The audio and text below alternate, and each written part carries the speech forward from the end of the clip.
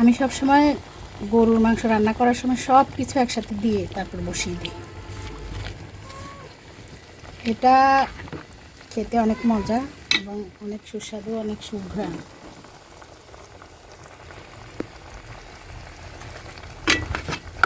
আর সরিষার তেলের পরিমাণটা একটু বাড়িয়ে দিই, এটা খুবই কার্যকর আর কি।